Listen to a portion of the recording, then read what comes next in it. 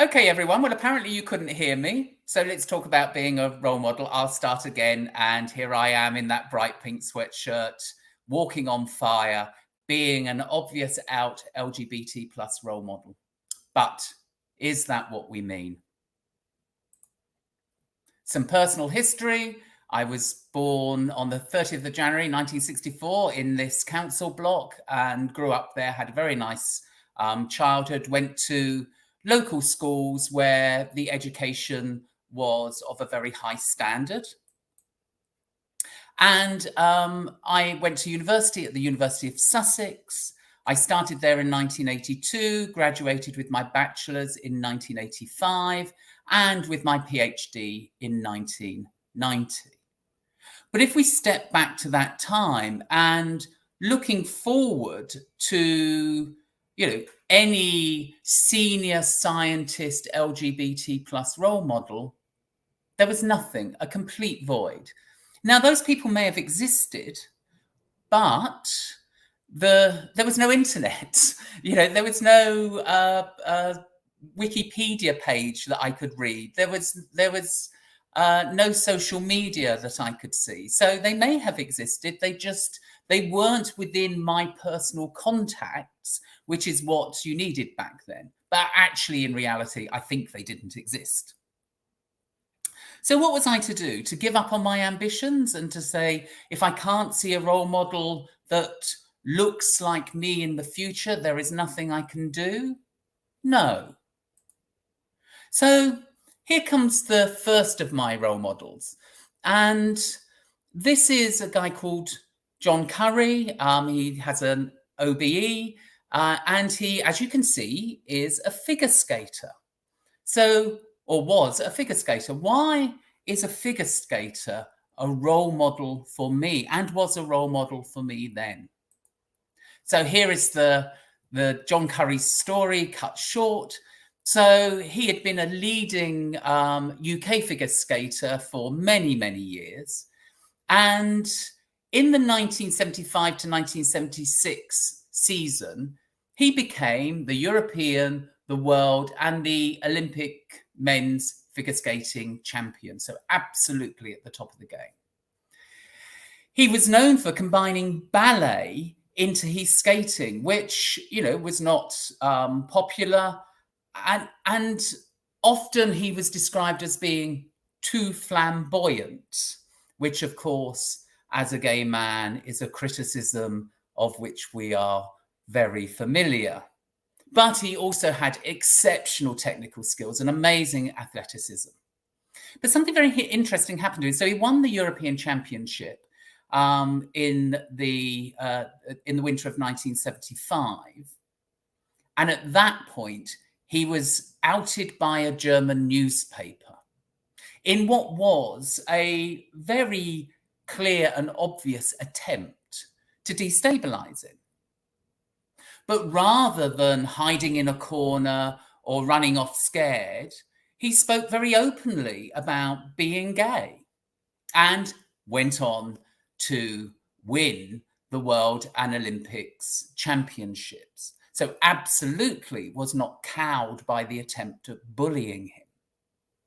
And then very interestingly, we have a thing here in the UK called the BBC Sports Personality of the Year. It's a vote by the public. And he was voted by the public to be the BBC Sports Personality of the Year. And I think really a big part of that was that he had stood up to being bullied, and people admired him very much for that. And then he went on to a highly successful professional skating career. So he was a role model for me. He was a role model of somebody who was very comfortable about being gay and was not going to be bullied by those who wished to attack him. A very strong role model. But also, I was surrounded by role models. I didn't necessarily have to see some old person in order to see people who were living wonderfully confident, out gay lives, and they were all around me. And I love this photograph, partly because I can see me in it, I'm not going to tell you where, but I can see many of my friends in this photograph. And we very much were role models for each other. But then some more academic role models. And so this is my PhD supervisor. This is Professor Ken Seddon. He's unfortunately died a few years ago. But Ken was, as all of us are, a flawed human being. And not everything about him was great. But one of the things that was about him, which was absolutely true. So he was quite judgmental, I would say. But he was judgmental on the quality of somebody's science. How committed to their science were they, and how well did they do it? And he had no truck with any other kind of belief about what makes a good or bad chemist, and believed absolutely that everybody, regardless of their race, their gender, their sexuality, their gender identity, was equally able to be a great chemist. And back then so we're in 1984, 1985. And, I entered a research group that was 50-50 male-female, for instance. And I didn't believe that was in any way unusual. It took me a while to realize that actually we were the anomaly, and most of the research groups around us were almost entirely made up of men. But right from the outset, Ken was greatly supportive of everybody who wished to be a chemist, And he was a very leading figure in the area that I work in, ionic liquids, and he absolutely took that to the field.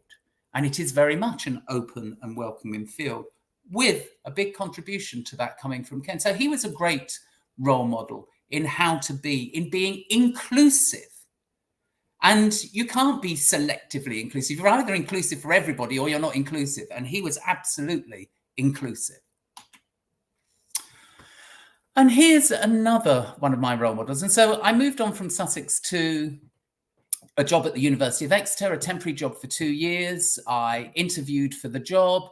And at the end of the interview, I was offered the job and asked if I wished to accept it. And I said to this person, Professor Eddie Abel, well, I'd quite like to come down to Exeter with my partner and have a look round and before I make my final decision. But yes, I'm keen on the job. He, of course, said, oh, what does she do? And I said, he's an electrical engineer. Ed said, fine, but in his mind, he was screaming, oh my God, I've just appointed a gay man. What am I going to do? And literally was running around the department the next day. Fortunately, somebody who had been a student with me at Sussex was at Exeter at that time. And she said, calm down, Ed. It's all going to be fine. And why do I know this? Well, the reason I know this is because Ed told me. And at the end of my 2-year period at Exeter, he told me this story, and he said, I realise now, how silly I was being. And of course, I would never think twice again about employing a gay man or an LGBT plus person, as we would now say. And so, Ed was a role model for me because he was somebody who was open and willing to change his mind. He was somebody who was, again, so long as I did my job well and to the best of my abilities, and I did, then he was open to changing his mind. And so that's, I think, a really important thing about role models, actually being willing to change your mind and think differently than you used to think. So really important role model. I would say in this situation, there was another role model, and we'll come back to that later. But that role model was me. I did turn up and do my job well. I was a friendly and helpful member of the department. I was somebody who was the kind of person that you would want to work with. And then I got my position at Imperial College. I started there in 1993, and I have been there ever since. climbing the greasy pole to academic success. And then some other role models came along at Imperial, and this one, Professor Dame Julia Higgins, who is a remarkable woman. I mean, just an incredibly esteemed physical chemist, chemical engineer, just, academically brilliant, but also a really powerful voice for diversity in general. But also, let me tell you what she did for me. So I had been at Imperial College for a few years, and I had been asked to work on a research proposal for a catalysis centre. I spent lots of time, hard work, ruined my weekends, all of the things that you do when you're young and keen and trying to get on, coordinating 4 professors to get this application in a state to be written. And it was just about finished. And there was a meeting of the 5 of us. And at that meeting, one of the male professors, there were 3 male professors and Julia, one of the male professors said to me, well, Tom, what you have to understand, big proposals like this, they're as much about the politics as they are about the science. And we think this proposal should be submitted with just the names of the professors on it. I was shocked, horrified, powerless. I didn't want to be the PI on it, but I surely thought my name was going to go on it. And I just felt there was nothing that I could do. And then suddenly I heard Julia's voice. And Julia said, if you take his name off the proposal, you can take my name off it too. And so what she did was she was what we would nowadays call an active bystander. She saw unveiling in front of her a situation in which a young academic was frankly being abused, and she would not allow it to happen. And so she used the power that she had to fix that problem as it was happening. And so she's an amazing role model, because that, of course, is what we should all do. We should all be active bystanders. We can't always have the power that Julia had in that situation, but we all have some power, even if that power is only to go and inform somebody else who does have power. And so she taught me a lot about being an active bystander for other people. Oh, and this is the lovely Charles Reese. And he was a very senior professor at Imperial College when I was first starting out. Very nice man, was always very funny, just always joking, just a very jolly person to talk to, always ready to talk about your science. And particularly, he was an organic chemist. And so he greatly enjoyed talking about that. But I one day received a phone call from a company called Kodak. And they said to me, oh, we'd like you to come and talk to us about your research. I went and talked to them about my research. The talk went well. It led to some meetings. Those meetings led to Kodak sponsoring a student for me in my laboratory. And, after the student was halfway through their PhD, I was talking to the supervisor from Kodak. And I said to him, I'm, just interested. Most companies would have contacted Ken as the big chief of ionic liquids in the UK at that time. What made you phone me? And he just said, oh, Charles Reese told us to. And so, thank you very much. I was, so grateful for Charles for putting a word in for me, supporting me in getting a student from my first industry funded student from Kodak. But also there was something else about this. What I was hugely impressed by is he didn't tell me that he did it. And of course, what that is telling me about role models is it's not about you. It's not about you signaling your virtue to this person that it's just do the right thing. And that is reward in itself, a very important lesson to have learned from Charles Reese. And this is Doris. So Doris is the postgraduate administrator in the chemistry department at Imperial College. And she is voracious in her support for her students. She will not allow an academic to not do a good job by her students. She is quite happy to tell me that I have let some student down or I need to do something. She is just remarkable in her commitment to those students.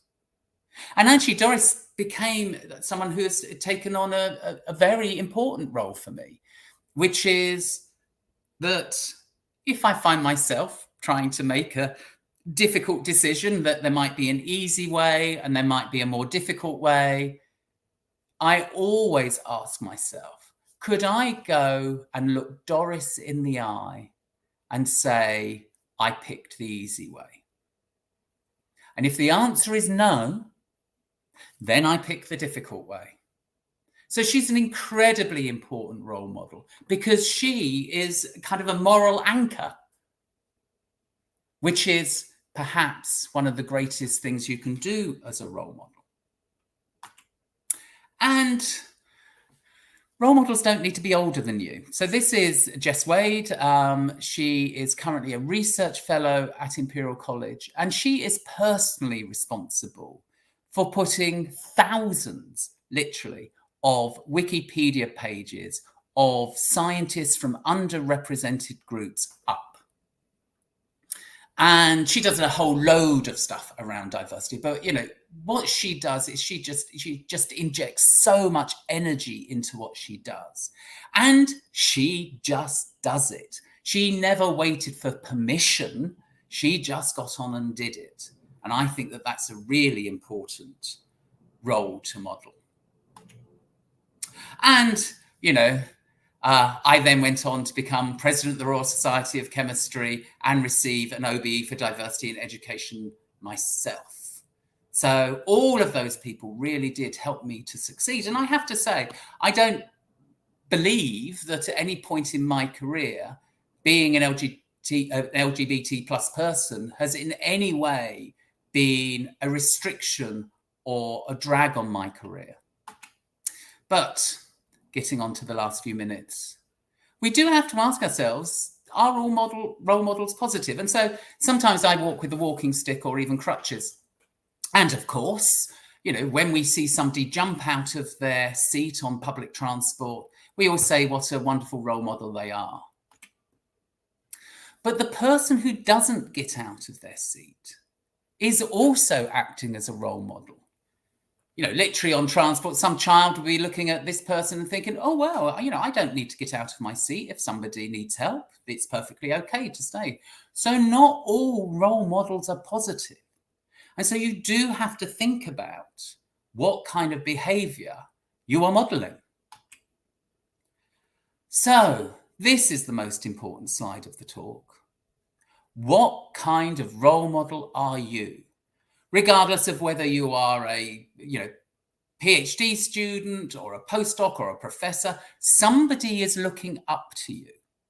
Somebody is thinking, that person is my idea of success. That person has achieved the thing that I want to achieve. And so that person is the person I should be copying. So, are you modeling the behaviors that you would like to see?